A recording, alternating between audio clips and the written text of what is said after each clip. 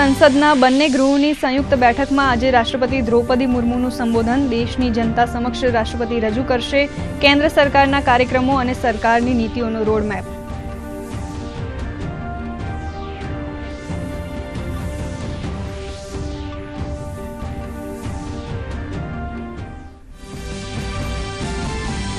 મહારાષ્ટ્રમાં આજથી વિધાનસભાના મોન્સૂન સત્રની શરૂઆત 12 જુલાઈ સુધી ચાલનારા વર્તમાન વિધાનસભાના અંતિમ સત્રમાં આવતીકાલે રજૂ કરાશે બજેટ।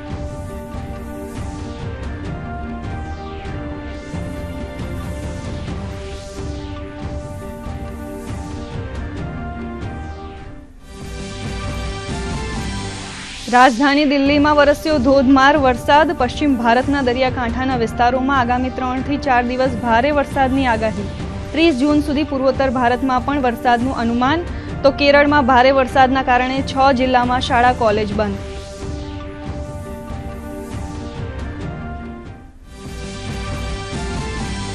ચોવીસ કલાકમાં રાજ્યના 84 તાલુકામાં વરસ્યો વરસાદ। સૌથી વધુ મોરબી જિલ્લાના ટંકારામાં 4 ઇંચ વરસાદ। કોડીનાર, ગોંડલ અને જૂનાગઢમાં પણ 3-3 ઇંચ મેઘમહેર। મોરબીમાં વીજળી પડતા એક યુવકનું મોત।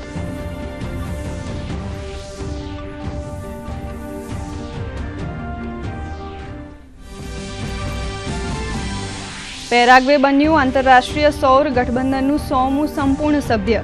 પેરાગ્વેના રાજદૂતે નવી દિલ્હીમાં ભારતને સોંપ્યું સમર્થન પત્ર।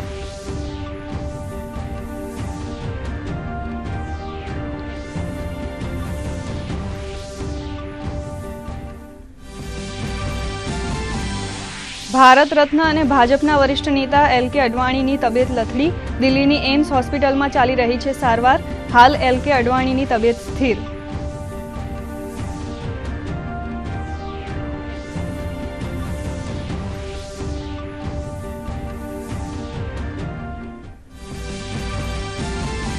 ભારતીય શેર બજારમાં શાનદાર તેજી। સેન્સેક્સ 79,000 નજીક। નિફ્ટીએ પણ પહેલીવાર 23,900ની સપાટી વટાવી। તો સોના ચાંદીના ભાવમાં ઘટાડો।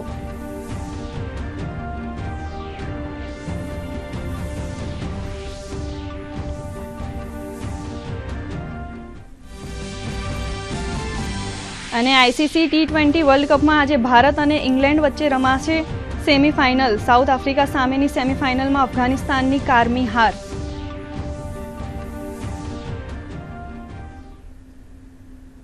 સમાચાર વિગતવાર જોઈએ। આજે રાષ્ટ્રપતિ દ્રૌપદી મુર્મુ સંસદના બંને ગૃહોની સંયુક્ત બેઠકને સંબોધન કરશે। રાષ્ટ્રપતિના અભિભાષણમાં સરકારના કાર્યક્રમો અને નીતિઓ અંગેનો રોડમેપ રજૂ થતો હોય છે। તેમજ સરકારે કરેલા કાર્યોનો ઉલ્લેખ પણ કરવામાં આવે છે। આ સંયુક્ત બેઠક લોકસભા ચેમ્બરમાં થશે। રાષ્ટ્રપતિના સંબોધન બાદ લોકસભામાં ધન્યવાદ પ્રસ્તાવ પસાર કરવામાં આવશે। ત્યારબાદ તમામ દળ દ્વારા આ સંબોધન અંગે ચર્ચા કરવામાં આવે છે। આજથી રાજ્યસભાના 264માં સત્રની શરૂઆત થશે। તો રાષ્ટ્રપતિ દ્રૌપદી મુર્મુ અત્યારે સંસદના સંયુક્ત સત્રને સંબોધિત કરી રહ્યા છે। આવો નિહાળીએ જીવન પ્રસારણ। जन सेवा का ये सौभाग्य बहुत कम लोगों को मिलता है। मुझे पूरा विश्वास है आप राष्ट्र प्रथम की भावना के साथ अपना दायित्व निभाएंगे। 140 करोड़ देशवासियों की आकांक्षाओं की पूर्ति का माध्यम बनेंगे। मैं श्री ओम बिरला जी को लोकसभा के अध्यक्ष की गौरवपूर्ण भूमिका के निर्वहन के लिए शुभकामनाएं देती हूँ। उनके पास सार्वजनिक जीवन का बहुत व्यापक अनुभव है। मुझे विश्वास है कि वे लोकतांत्रिक परंपराओं को अपने कौशल से नई ऊंचाई से देने में सफल होंगे।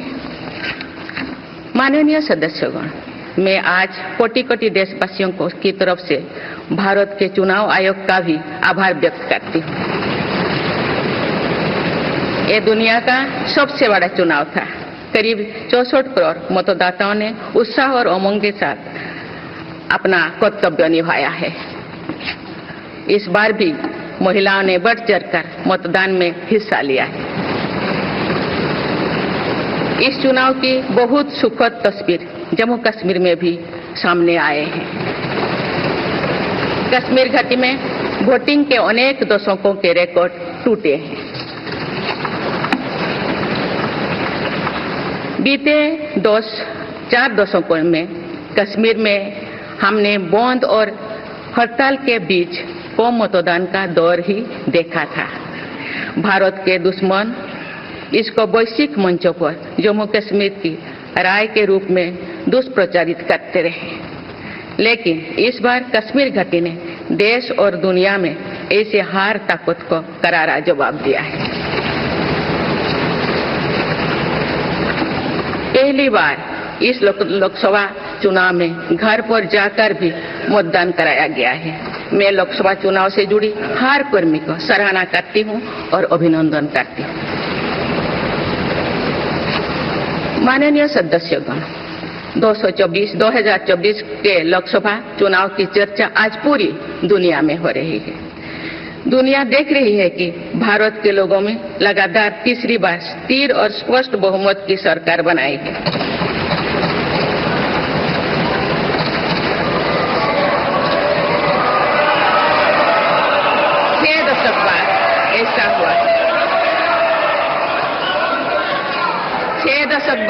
ऐसा हुआ है।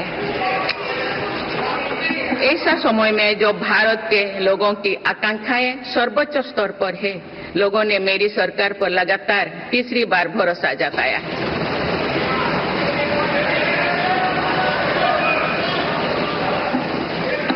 भारत के लोगों को ये पूर्ण विश्वास है कि उनकी आकांक्षाएं सिर्फ मेरी सरकार ही पूरा कर सकती है।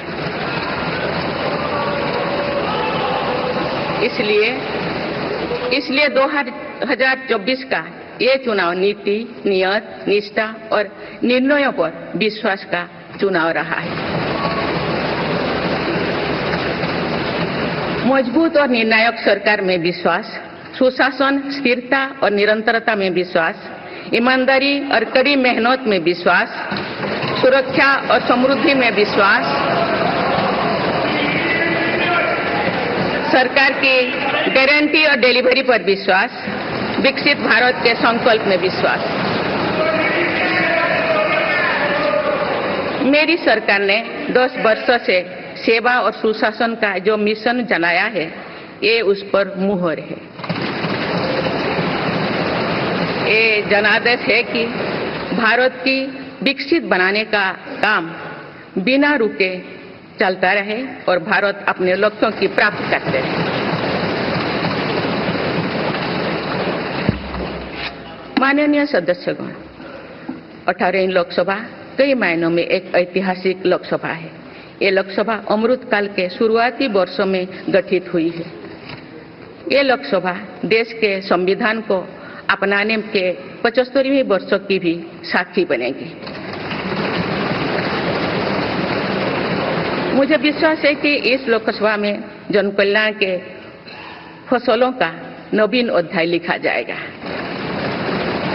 आगामी सत्र में मेरी सरकार अपने इस कार्यकाल का पहला बजट पेश करने जा रही है। ये बजट सरकार की दूरगामी नीतियों और फ्यूचरिस्टिक विजन का एक प्रभावी दस्तावेज होगा। इस बजट में बड़े आर्थिक और सामाजिक निर्णयों के साथ ही अनेक ऐतिहासिक कदम भी देखने को मिलेंगे। भारत के तेज विकास की जन आकांक्षाओं का पूरा करने के लिए रिफॉर्म्स की गति अब और तेज की जाएगी। मेरी सरकार का मत है कि दुनिया भर में निवेशकों को आकर्षित करने के लिए राज्यों में स्वस्थ स्पर्धा हो। यही कॉम्पिटिटिव कोऑपरेटिव फेडरलिज्म की सच्ची स्पिरिट है। राज्यों के विकास से देश का विकास, इसी भावना के साथ हम आगे बढ़ते रहेंगे। माननीय सदस्यगण, रिफॉर्म, परफॉर्म और ट्रांसफॉर्म के संकल्प ने आज भारत को दुनिया की सबसे तेजी से बढ़ने वाली अर्थव्यवस्था बना दिया है। તો આપ નિહાળી રહ્યા હતા સંસદ ભવનથી રાષ્ટ્રપતિ દ્રૌપદી મુર્મુના સંબોધનનું જીવંત પ્રસારણ। અને હવે વાત વધુ સમાચારોની। મહારાષ્ટ્ર વિધાનસભાનું મોન્સૂન સત્ર આજથી મળશે. આ સત્ર 12 જુલાઈ સુધી ચાલશે. લોકસભા ચૂંટણીને પગલે મહારાષ્ટ્ર વિધાનસભામાં ફેબ્રુઆરી માસમાં વચગાળાનું બજેટ રજૂ કરવામાં આવ્યું હતું. હવે આ સત્ર દરમિયાન વિધાનસભામાં 28 જૂનના રોજ રાજ્યનું બજેટ રજૂ થઈ શકે છે. સપ્ટેમ્બર-ઓક્ટોબરમાં યોજાનારી મહારાષ્ટ્ર વિધાનસભાની ચૂંટણી અગાઉ મુંબઈમાં મહારાષ્ટ્ર વિધાનસભાનું આ અંતિમ સત્ર હશે. દિલ્હીવાસીઓ માટે જળ સંકટ રોજબરોજ આકરું બની રહ્યું છે. લોકોને પાણીની અછતનો સામનો કરવો પડી રહ્યો છે. ત્યારે સત્તા પક્ષ અને વિપક્ષ આરોપ અને પ્રત્યારોપમાં વ્યસ્ત છે. ત્યારે લોકો દિનચર્યા માટે ટેન્કરના પાણી ઉપર જ આધારિત છે અને જ્યાં નળમાં પાણી આવતું હોય છે તે પ્રદૂષિત હોવાને લીધે તે પાણીનો ઉપયોગ થઈ શકતો નથી. જમ્મુ કાશ્મીરના ડોડા જિલ્લાના ગંડોહમાં સૈન્યએ 3 આતંકવાદીને ઠાર કર્યા હતા. એક અધિકારીના જણાવ્યા મુજબ ગંડો ગામમાં આતંકવાદી હોવાની ગુપ્ત માહિતીને આધારે સેના, CRPF તેમજ સ્થાનિક પોલીસે ઘેરાબંધી કરીને સઘન તપાસ અભિયાન હાથ ધર્યું હતું. આતંકવાદીઓ પાસેથી બહોળા પ્રમાણમાં હથિયાર અને દારૂગોળો પણ જપ્ત કરવામાં આવ્યો છે. ઉલ્લેખનીય છે કે ડોડો જિલ્લામાં 11 અને 12 જૂનના રોજ આતંકવાદી હુમલો થયો હતો. ત્યારે ડોડો, રિયાસી સહિતના સ્થાનો ઉપર વિદેશી આતંકવાદીઓને શોધવા રણનીતિ તૈયાર કરવામાં આવી છે. जो ये एनकाउंटर हुआ है इसमें 3 आतंकवादी मारे गए हैं और इनसे असला और एम्यूनिशन वगैरह रिकवर हुआ है और अभी इस इलाके में सर्च ऑपरेशन चल रहा है. इनके पास M4 मिला है और 2 M4 मिली हैं, एक AK-47 मिली है. ભાજપના વરિષ્ઠ નેતા લાલકૃષ્ણ અડવાણીને બુધવારે મોડી રાત્રે દિલ્હી એમ્સમાં સારવાર માટે દાખલ કરવામાં આવ્યા હતા. 96 વર્ષીય લાલકૃષ્ણ અડવાણીની તબિયત અચાનક ખરાબ થઈ હતી. તેમને યુરોલોજી સંબંધિત સમસ્યાને કારણે સારવાર માટે યુરોલોજી વિભાગમાં દાખલ કરવામાં આવ્યા છે. હાલમાં તેમની તબિયત સ્થિર છે. દેશના પૂર્વ નાયબ પ્રધાનમંત્રી રહી ચૂકેલા વરિષ્ઠ નેતા લાલકૃષ્ણ અડવાણીને આ વર્ષે જ સર્વોચ્ચ સન્માન ભારત રત્નથી સન્માનિત કરવામાં આવ્યા હતા. દેશમાં 29 જૂનથી અમરનાથ યાત્રા શરૂ થશે. આ યાત્રા 52 દિવસ સુધી ચાલશે. અમરનાથ યાત્રામાં શ્રદ્ધાળુઓની સુરક્ષા માટે કડક વ્યવસ્થા કરવામાં આવી છે. જમ્મુ કાશ્મીર પોલીસે અમરનાથ બેઝ કેમ્પની આસપાસ 30 સ્તરીય સુરક્ષા વ્યવસ્થા કરી છે. શ્રદ્ધાળુઓની સુરક્ષા માટે દેશભરમાંથી અર્ધલશ્કરી દળોની કંપનીઓ તૈનાત કરવામાં આવશે. આ ઉપરાંત વિવિધ સ્થળોએ CCTV કેમેરા લગાવવામાં આવ્યા છે. ડ્રોન કેમેરા દ્વારા પણ આ વિસ્તારો પર નજર રાખવામાં આવશે. પેરાગ્વે દેશ આંતરરાષ્ટ્રીય સૌર ગઠબંધનમાં સામેલ થઈ ગયો છે. પેરાગ્વેના સામેલ થવાની ઘોષણા નવી દિલ્હીમાં કરવામાં આવી હતી. પેરાગ્વે આ સંગઠનમાં સામેલ થનારો 100મો દેશ બન્યો છે. વિદેશ મંત્રાલયના જણાવ્યા પ્રમાણે સંયુક્ત સચિવ અભિષેક સિંઘ તથા પેરાગ્વે એમ્બેસેડર ફ્લેમિંગ રાઉલ દુઆર્ટેની બેઠક દરમિયાન આ સંમતિ પત્રક સોંપ્યું હતું. નોંધનીય છે કે આંતરરાષ્ટ્રીય સૌર ગઠબંધન ભારત અને ફ્રાન્સના સંયુક્ત પ્રયાસનું પરિણામ છે. ચોમાસું દેશના ઘણા ભાગમાં પહોંચ્યું છે. ત્યારે આકરી ગરમીનો માર વેઠી રહેલા દિલ્હીવાસીઓને આજે સવારે થયેલા વરસાદને પગલે થોડી રાહત મળી છે. દિલ્હીના વિવિધ વિસ્તારોમાં સવારથી વરસાદની શરૂઆત થતાં વાતાવરણમાં ઠંડક પ્રસરી હતી. દરમિયાન હવામાન વિભાગે આગાહી કરી છે કે દિલ્હી, NCR, બિહાર, હરિયાણામાં જ્યાં હજી પણ ગરમી છે ત્યાં 28 થી 30 જૂન સુધીમાં વરસાદનું આગમન થઈ શકે છે. તો પૂર્વોત્તર ભારતમાં ભારેથી અતિ ભારે વરસાદની શક્યતા વ્યક્ત કરવામાં આવી છે. તો બીજી તરફ કેરળમાં 6 જિલ્લાઓમાં તેમજ આંતરિક દક્ષિણ કર્ણાટકમાં અતિભારે વરસાદની આગાહીને પગલે શાળા તેમજ કોલેજ બંધ રાખવામાં આવ્યા છે. સેન્સેક્સ અને નિફ્ટી નવી ઐતિહાસિક સપાટીએ પહોંચ્યા હતા. શરૂઆતથી ઇક્વિટી બેન્ચમાર્ક ઇન્ડેક્સ સેન્સેક્સ 79,000ની સપાટી તોડી હતી, જ્યારે નિફ્ટી ઇન્ડેક્સ 24,000ની મહત્વના સ્તરની નજીક ટ્રેડ થઈ રહ્યો હતો. અત્યારે સેન્સેક્સ 0.18%ના વધારા સાથે 78,817.40 અને નિફ્ટી 0.21% વધીને 23,919 પર કારોબાર કરી રહ્યો છે. અલ્ટ્રાટેક સિમેન્ટ 4.51%ના ઉછાળા સાથે સૌથી મોખરે છે. તે પછી JSW સ્ટીલ, રિલાયન્સ ઇન્ડસ્ટ્રીઝમાં 1.40%, હિન્દુસ્તાન યુનિલિવરમાં 0.91% અને ટાટા સ્ટીલમાં 0.81% વધારો થયો હતો, જ્યારે મારુતિ સુઝુકી, L&T તથા HCL ટેકમાં ઘટાડો જોવા મળ્યો હતો. આ તરફ એશિયાના બજારોમાં નરમાઈ જોવા મળી હતી, જેમાં જાપાન, હોંગકોંગ, સાઉથ કોરિયા અને ચીનના બજારમાં નરમાઈ જોવા મળી હતી, જ્યારે અમેરિકાના નાસ્ડેક અને ડો જોન્સ ઇન્ડેક્સમાં સકારાત્મક વલણ જોવા મળ્યું હતું.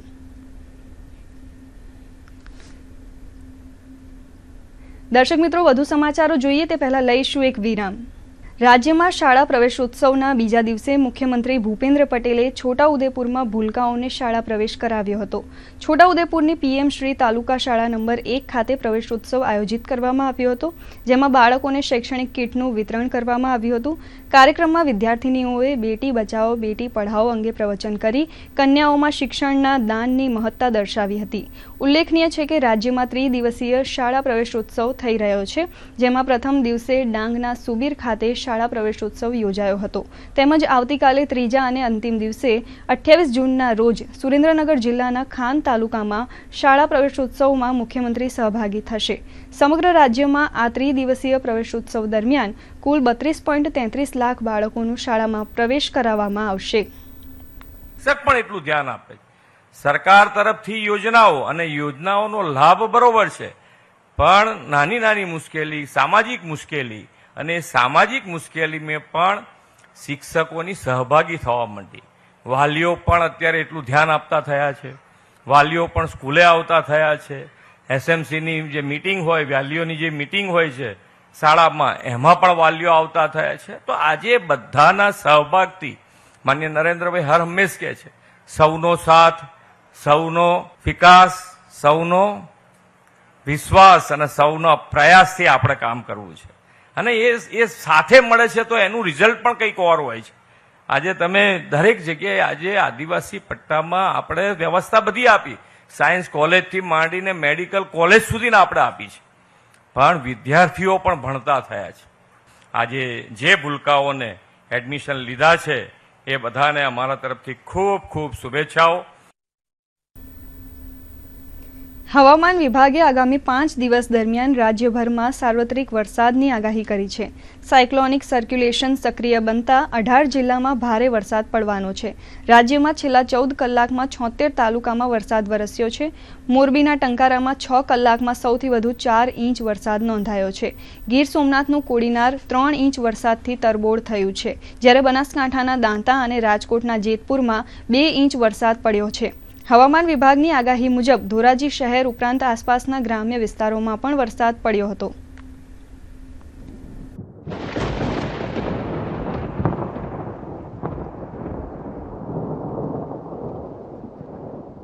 રાજકોટ, જામનગર, પોરबंदर, जूनागढ़, अमरेली, भावनगर, गिर सोमनाथ, द्वारका और कच्छ और दीव के लिए हैवी रेनफॉल की वार्निंग है, साथ में थंडरस्टॉर्म की वार्निंग है. और डे 2 की बात करेंगे तो डे 2 के लिए जो डिस्ट्रिक्ट है जहां पर सौराष्ट्र और कच्छ रीजन के लिए जहां पर हैवी रेनफॉल की वार्निंग दी गई है वो डिस्ट्रिक्ट है जामनगर, पोरबंदर, जूनागढ़, अमरेली, भावनगर, द्वारका और गिर सोमनाथ के लिए हैवी रेनफॉल की वार्निंग है.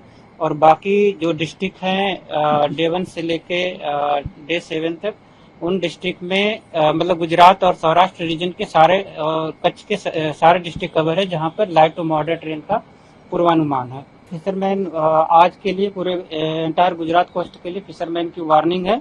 और जो विंड स्पीड होगी वो 35 से 45 के kmph और साथ में गस्टी 55 kmph के गस्टी विंड रहने का पूर्वानुमान. મોરબી જિલ્લાના ટંકારામાં સૌથી વધુ 5 ઇંચ વરસાદ વરસ્યો હતો. મોરબીના હળવદના શક્તિગઢ ગામે વીજળી પડતા એક યુવાનનું મોત થયું હતું. યુવાનના લગ્ન 10 દિવસ પહેલા જ થયા હતા અને તેના અકાળ અવસાનને પગલે પરિવારમાં શોક વ્યાપી ગયો છે. તો બીજી તરફ ચિત્રોડી ગામમાં વીજળી પડવાથી એક ભેંસનું પણ મોત નીપજ્યું હતું. મોરબીમાં આકરા તાપ અને બફારા બાદ વાતાવરણમાં પલટો આવ્યો હતો અને મોરબી, ટંકારા, વાંકાનેર, હળવદ અને માળિયા તાલુકામાં વરસાદ વરસ્યો છે. 7મી જુલાઈ એટલે કે અષાઢી બીજના દિવસે અમદાવાદ શહેરમાં ભગવાન જગન્નાથની 147મી રથયાત્રા નીકળશે ત્યારે અમદાવાદ મહાનગરપાલિકાની કચેરીમાં શહેર એકતા સમિતિની બેઠક યોજાઈ હતી જેમાં મેયર પ્રતિભા જૈન, સ્ટેન્ડિંગ કમિટીના chairman Devang Dani, municipal commissioner M Thennarasan, Jagannath મંદિરના ટ્રસ્ટી મહેન્દ્ર ઝા ઉપરાંત એકતા સમિતિના સભ્યો ઉપસ્થિત રહ્યા હતા। બેઠકમાં નિર્ણય લેવાયો કે રથયાત્રાના રૂટ પર ભયજનક મકાનો પાસે પોલીસ તેમજ કોર્પોરેશનના કર્મચારી હાજર રહેશે। રથયાત્રામાં રથ ખેંચનાર ખલાસીઓ પર પાણીનો છંટકાવ કરવામાં આવે તે માટેનું આયોજન મહાનગરપાલિકા કરશે। દર વર્ષની જેમ આ વર્ષે પણ મહંત દિલીપદાસજી મહારાજનું અમદાવાદ મ્યુનિસિપલ કોર્પોરેશન દ્વારા સ્વાગત કરવામાં આવશે। શાંતિપૂર્ણ માહોલમાં રથયાત્રા યોજાય તે માટે સુરક્ષા અને સલામતી અંગે પણ ચર્ચા કરવામાં આવી હતી। અને જગન્નાથ મંદિરના ટ્રસ્ટીઓ સાથે ચર્ચા વિચારણા થઈ। એમાં 7 જુલાઈ રવિવારના રોજ અષાઢી બીજના પવિત્ર દિવસે જ્યારે રથયાત્રા નગરની પરિક્રમાએ નીકળનાર છે ત્યારે અમદાવાદ મ્યુનિસિપલ કોર્પોરેશન દ્વારા રોડ રિસરફેસ હોય કે પાણી હોય, લાઇટ હોય, ફાયર બ્રિગેડની સુવિધા અને મેડિકલ સુવિધાઓ, તમામ સુવિધાઓ અહીંયાથી જે આયોજન કરવાનું ઉત્તમથી અતિ ઉત્તમ રીતે આયોજન કરવામાં આવી રહ્યું છે। મહીસાગર જિલ્લાના 6 તાલુકામાં કન્યા કેળવણી મહોત્સવ અને શાળા પ્રવેશોત્સવનો શુભારંભ થયો છે જેમાં જિલ્લાના આંગણવાડી, બાલવાટિકા, ધોરણ 1, 9 અને 11ના બાળકોને પ્રવેશ આપવામાં આવ્યો છે। આજે બીજા દિવસે મહીસાગર જિલ્લા પંચાયત પ્રમુખ બાબુભાઈ પટેલની ઉપસ્થિતિમાં જિલ્લાના લુણાવાડા તાલુકાની નવી વસાહત લીંબોદરા પ્રાથમિક શાળાના કાર્યક્રમમાં ભૂલકાઓનો શાળા પ્રવેશ કરાવવામાં આવ્યો હતો તેમજ મહીસાગર જિલ્લા પ્રાથમિક શિક્ષણ અધિકારી ડોક્ટર અવનીબા મોરી દ્વારા શરૂ કરવામાં આવેલ જ્ઞાન ગંગા નો પણ શુભારંભ કરવામાં આવ્યો હતો।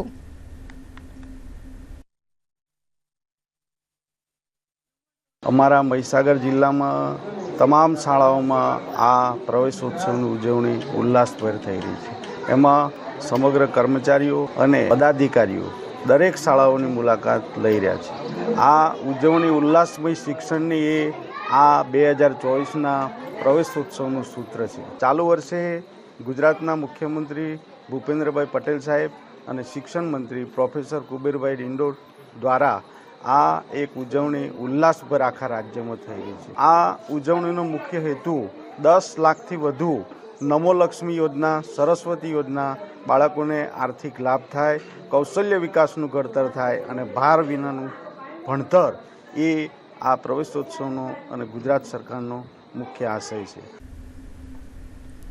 ભરૂચ જિલ્લાના ટંકારિયા તથા કંબોલી ગામે 2 રહેણાંક મકાનમાં 64 તોલા સોનું અને લાખો રૂપિયાની ચોરી કરનારા આરોપીઓને ભરૂચ લોકલ ક્રાઇમ બ્રાન્ચે ઝડપી પાડ્યા હતા। પોલીસે આરોપીઓ પાસેથી કુલ ₹45.77 લાખનો મુદ્દામાલ જપ્ત કરી કાયદેસરની કાર્યવાહી હાથ ધરી છે। પોલીસે મળેલી બાતમીને આધારે આરોપીઓને ઝડપીને કડક પૂછપરછ હાથ ધરી હતી।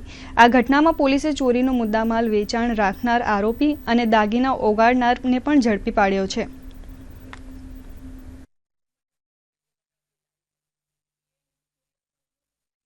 સોનાના દાગીના તથા રોકડ રકમ મળી ₹14 લાખ જેટલી મતા ચોરીમાં ગયેલી અને ટંકારિયા ગામમાં જે ગરફોડ ચોરીનો બનાવ બનેલો એમાં સોનાના દાગીના અને રોકડ રકમ મળી ₹22.5 લાખ જેટલી મતા ચોરીમાં ગયેલી। આ જે 2 બનાવ બનેલા છે ગરફોડ ચોરીના, એમાં ટંકારિયા ગામના એક જુનેદ અને બીજો મુબારક ભીમ એ 2 નામના ઈસમોએ મળીને આ ચોરી કરેલી છે।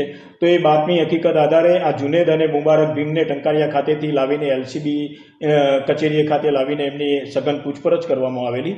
બંને આરોપીઓને પાલેજ પોલીસ સ્ટેશનના ગુનાના કામે અટક કરવામાં આવેલા છે અને તેમની સાથે જે મદદમાં હતા કે જે આ સોનાના દાગીના સાચવી રાખવામાં અને પીગાળવામાં મદદ કરેલી હતી એવા અહેમદ કાપડિયા અને મોતી બંગાળી એ બંનેને પણ ગુનાના કામે ધરપકડ કરવામાં આવેલા છે। દીવ ખાતે નેશનલ યુનિયન ઓફ સીફેરર્સ દિવસ એટલે કે નુસી ડેની ઉજવણી કરવામાં આવી હતી। આ દિવસની ઉજવણી અંતર્ગત રોપાઓનું કરવામાં આવ્યું હતું. દીવના ઘોઘલા ખાતે નુસી યુથ કમિટીના સભ્યો દ્વારા વૃક્ષારોપણનો સંકલ્પ કરવામાં આવ્યો હતો અને ઘોઘલામાં 50 રોપાઓનું વાવેતર કરવામાં આવ્યું હતું. કાર્યક્રમમાં નુસીના પ્રતિનિધિ હેમલ રાજપૂત તેમજ સભ્યો ઉપસ્થિત રહ્યા હતા.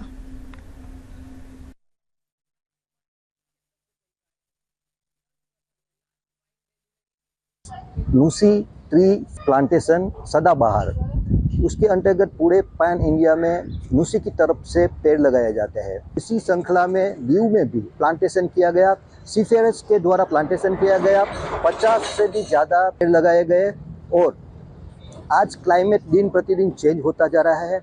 इसी प्रक्रिया में हम सबको पेड़ लगाना चाहिए। कम से कम 100 सीमेंट तो यहाँ पे उपस्थित थे जो नहीं थे, उनके और एक मुहिम आगे बढ़ाई जा रही है कि वो कम से कम अपने घर में आंगन में 2 पेड़ लगाए ताकि हमारे क्लाइमेट को चेंज होने से बना सके और अच्छे से अच्छा अपना पर्यावरण को बना सके। મધ્ય ગુજરાતના ખેડૂતો પારંપરિક તમાકુની ખેતી છોડી હવે રોકડિયા પાક એટલે કે શાકભાજી તરફ વળ્યા છે અને વર્ષે સારી એવી આવક પણ મેળવી રહ્યા છે. આણંદ જિલ્લાના વણસોલ ગામના પ્રગતિશીલ ખેડૂત શૈલેષભાઈ પટેલ શાકભાજીમાં ભીંડા અને ટામેટાની ખેતીને પ્રાધાન્ય આપી રહ્યા છે. વળી ચોમાસાની સિઝનમાં આ પાકના સારા ભાવ મળતા હોવાથી શૈલેષભાઈ સારી આવક મેળવી રહ્યા છે તેમજ આ ખેતી પાકો અંગેનું માર્ગદર્શન અન્યને પણ આપી રહ્યા છે.